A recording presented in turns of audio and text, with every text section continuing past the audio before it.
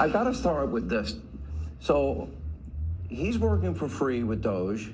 He's kind of put a lot of his life on hold. And you sued Twitter a number of years ago. You just made him pay you $10 million? That's right. That's right. That's right. Well, That's I sued from long before he had it. Yeah. And I mean, they really did a number on me, you know. And I sued, and they had to pay. They paid $10 million settlement. You're okay with that? I mean, I left it up to the lawyers and you know the team running Twitter. So I said, you guys do what you think is the right. It makes sense. I think it's funny. I think it's a very low. I was looking to get much more money than that. So you gave him a discount when the lawsuit. He got a big discount. I don't think he even knows about it. He's become one of your, if you read and believe the media, he's become one of your best friends. He's working for free for you. Well, I love the president. I just want to be clear about that. You don't care about that? I know. I love the president. You love the president. I think President Trump is a good man, and he's, you know. It's nice the way he said that. You know, there's something nice about it. It really is. You know, because I mean, the president's been so unfairly attacked in the media. It's really outrageous. And I've at this point spent a lot of time with the president, and not once have I seen him do something that was mean or cruel or wrong. Not once. You know, I've known him for 30 years. Yeah. And I've never seen anybody take as much as he's taken. Yeah. And we've discussed this, and I'm like, how do you deal with it? Did I have a choice? Well, you would say that to me. I'm like, what am I going to do? Worry about it? And, you know, and then culminating in 2 assassination attempts, which resulted in your endorsement. Well, I was going to do it anyway, but that was it. Precipitating event. Yeah. That speeded it up a little bit. Yeah. The day of the assassination. I didn't know that. Yeah. It sped it up, but I was going to do it anyway. Mr. President, with your indulgence, I'm convinced that people only know a little bit about Elon. I don't think they know everything about Elon, because as I studied and prepared for this interview, I learned a lot about you that I didn't know. I think people will think about Tesla. Democrats are demonizing you and trying to make the country hate you. I just want people to understand you a little bit better, and the person that you've gotten to know and have now put a lot of trust in. Sure. And, you know, just let's go over a little bit of your bio, starting with PayPal and how you became involved in Tesla and SpaceX and Neuralink and all these. Take a while. I mean, you know, I think the way you think of me is like I'm a technologist, and I try to make technologies that improve the world and make life better. Your shirt. Yeah, and that's why my T-shirt says tech support, because I'm here to provide the president with technology support.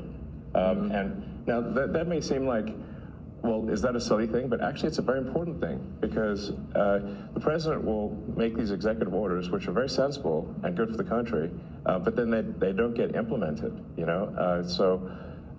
If you take, for example, all the funding for the migrant hotels, the president issued an executive order where, hey, we need to stop taking taxpayer money and paying for luxury hotels for illegal immigrants, which makes no sense. Like, so obviously, people do not want their tax dollars going to fund high-end hotels for illegals, and yet they were still doing that, even as late as last week. And so, you know, we went in there and we're like, hey, this is in violation of the presidential executive order. It needs to stop. So what we're doing here is one of the biggest functions of the Doge team is just making sure that the presidential executive orders are actually carried out. And this is, I just want to point out, this is a very important thing, because the president is the elected representative of the people. So he's representing the will of the people.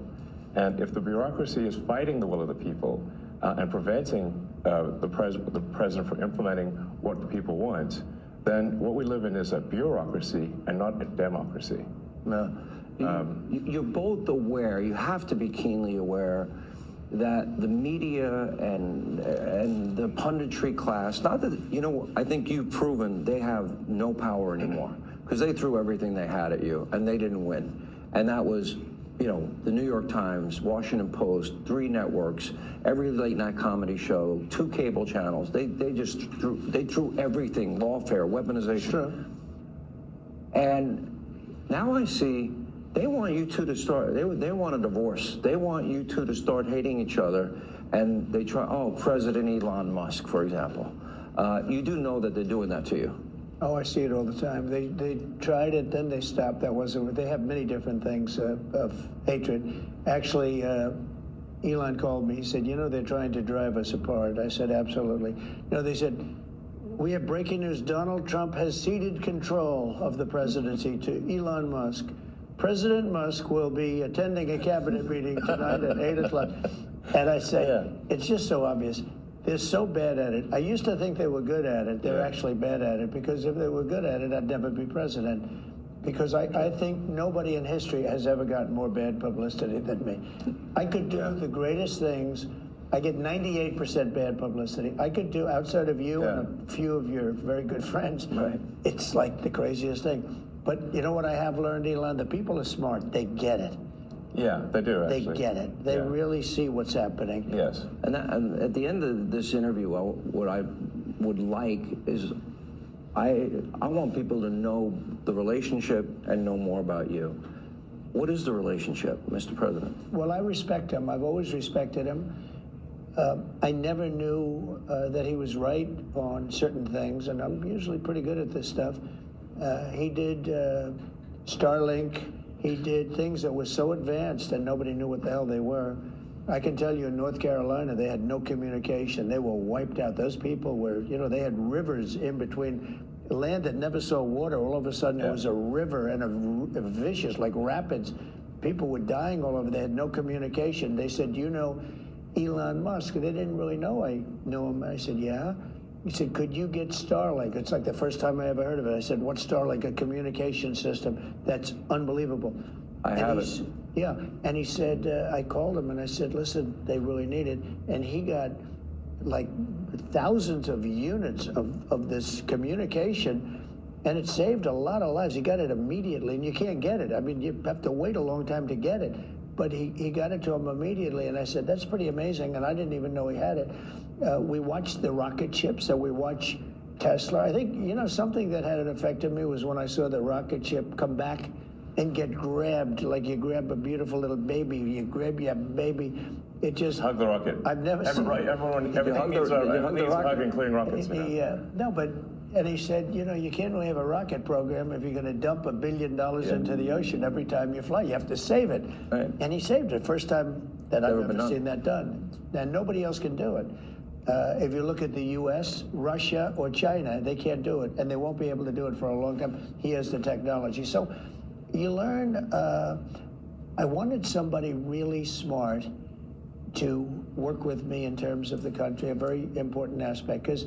he doesn't talk about it. He's actually a very good businessman. And when he talks about the executive orders, and this is probably true for all presidents, you write an executive order and you think it's done. You send it out. It doesn't get done. It doesn't get implemented. They don't implement it.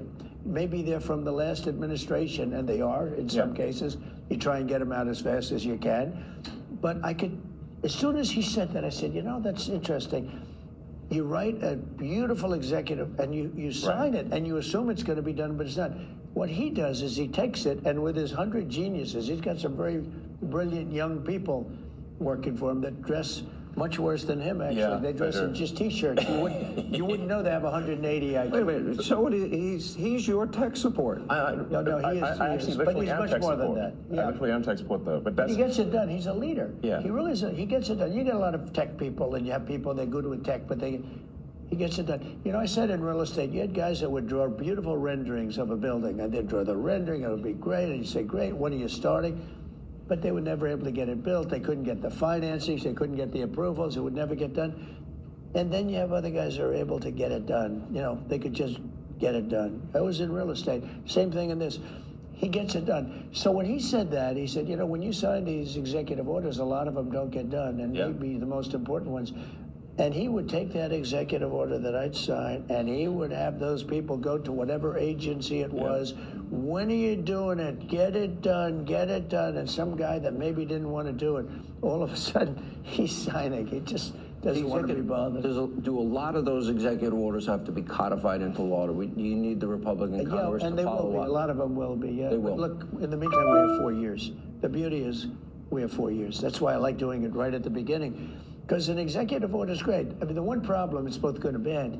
Because when they did all these executive orders, I've canceled most of them. They were terrible. I mean, we're going to go radical left communist. Okay, it was crazy. Their executive orders were so bad.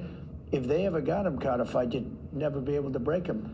So the damage that Biden has done to this country, and it's not even Biden, it's the people that circled him in the Oval Office, okay? But the damage they did to this country, in terms of, let's say, open borders, you know, there's so many things, but open borders, where millions of people poured into our country, and hundreds of thousands of those people are criminals. They're murderers, they're drug dealers, they're gang members, they're people from prisons from all over the world. And we have a great guy, Tom Homan, and he is doing so incredibly. You saw the numbers, they're now like 96%. 95%. He is a phenomenal guy. And Kristi Noem is doing an unbelievable job. And he wanted her, he said, she's so tough. And I said, I don't think of her as that way. You know, she's very nice. He said, no, she's so tough. And she is. I see with the horses, she's riding the horse. Let's go. She's great. But the team we have is really unbelievable. But those executive orders, I sign them, and now they get passed on to him and his group and other people, and they're all getting done. We're getting them done. Let me go back a little bit to your background, because it's beyond impressive. You were the chief engineer, for example. You were an early believer in Tesla. You became the CEO, and then the chief engineer, which was phenomenal. SpaceX, same thing, which is unbelievable. I mean, you were the first private company to send astronauts successfully into space. First private company to send astronauts into orbit. Yeah. That's pretty deep. He's going to go into orbit soon. Okay. Yeah. No, he's going to go to Mars. He's Starlink. At some point. Huh? Yeah. Is in They always ask me, like, do you want to die on Mars? And I say, well, yes, but not on impact. Starlink is in 100 countries. This is going to be hard. I feel like I'm interviewing two brothers here. You go ahead. Star Shield, which could be used for national defense. Yeah, it is already being used for national defense. Then you have what is it called? Optimus, a part of Tesla. The robot, yeah. A robotic arm. Then you have an AI arm. And then you have something that really fascinated me, and it's called Neuralink. Yes. You might help the blind to see, yes, and people with spinal cord injuries, that they can recover, where in the past, how close is that becoming a success? Neuralink, we've implanted Neuralink in 3 patients so far who are quadriplegics, and it allows them to directly control their phone and computer just using their mind, just by thinking. It's like, so we call this product telepathy. So you control your computer and phone just by thinking, and it's possible to actually control the computer and phone faster than someone who has working hands. Then the next step would be to add a second Neuralink implant past the point where the neurons damaged, so that somebody can walk again, and so they can have full body functionality restored. And you like Bobby, right? I like Bobby, actually. Yeah, I think I supported Bobby Kennedy. I think he's unfairly maligned as someone who is anti-science. But I think he isn't. He just wants to question the science, which is the essence of the science. The scientific method fundamentally is about always questioning the science. Well, they didn't tell us the truth about COVID. Correct. That's for sure. Yes. And we learned a lot with the Twitter files. And that just then raises a question. You're the richest man in the world. You may not like that part. You're pretty competitive. Neither here nor there. I've known you a long time. But that's why. But he's on your team. President. Well, that's true. He can't top that. He's good. You know, I wanted to find somebody smarter than him. I searched all over. I just couldn't do it. Yeah. I couldn't. You really tried hard. I couldn't find anyone smarter, right? So we had it for the country. But this is the thing. We settled on this guy. Well, thanks for having me. So I'm just trying to be useful. But this is the interesting. This is where we are as a society, and I hate to do this to you, but I'm going to do it anyway. You're doing all of these things. Nobody at Doge gets paid a penny, correct? Well, actually, some people are federal employees. Some are, okay. Yeah, they're helping. But I think it's fair to say that the software engineers at Doge could be earning millions of dollars a year, and instead of earning a small fraction of that as federal employees. Okay, so and they're very committed people. So yes, you're committed to helping the blind see people with spinal cord injuries recover. Yes. You're committed to getting to Mars. You're committed to rescue. You're going to help rescue next month 2 astronauts that I think were abandoned. They dispute that in an interview. When are you At the getting president's request, or instruction, we are accelerating the return of the astronauts, which was postponed kind of to a ridiculous degree. They got left in space. They've been there. They were supposed to be there 8 days. They're there almost 300. Biden. They were yes, they were left up there for political reasons, which is not good. Okay, it's not good. Now, if I had the weight of the pressure of doing that successfully on my shoulders, I think I'd be, but when we spoke before we did this interview, you were very confident. You think this will be a successful mission. Well, we don't want to be complacent, but we have brought astronauts back from the space station many times before, and always with success. Mm-hmm. So, as long as we're not complacent. When are you going to launch? I think it's about 4 weeks to bring them back. About 4 weeks? Yeah. And we're being extremely cautious. Yeah. You now have the go-ahead. Yes, well, thanks to you. They didn't have the go-ahead with Biden. What's that? He was going to leave him in space. I think he was going to leave him in space. Well, it's like we were growing up, lost in space. Yeah, he didn't want the publicity. Can you believe it? Unbelievable. And so yeah. I want to echo something that the president said and then ask an overarching question. So people get hit with Hurricane Helene, they have no communication with the outside world. You come to the rescue, you donated that, I believe? Yes. Right? You donated to the people He saved a lot of lives in North Carolina. He saved a lot of lives. And California after the wildfires? California, but I mean in North Carolina where they were really in trouble, they had no communication. People were dying. They were dying of starvation. He saved a lot of lives in North Carolina. Okay, now you're going to rescue astronauts. And now, and again, you do all of this. I would think liberals would love the fact that you have the biggest electric vehicle company in the world. Yeah, I mean, I used to be adored by the left, Yeah, not anymore. Less so these days. He killed that, huh?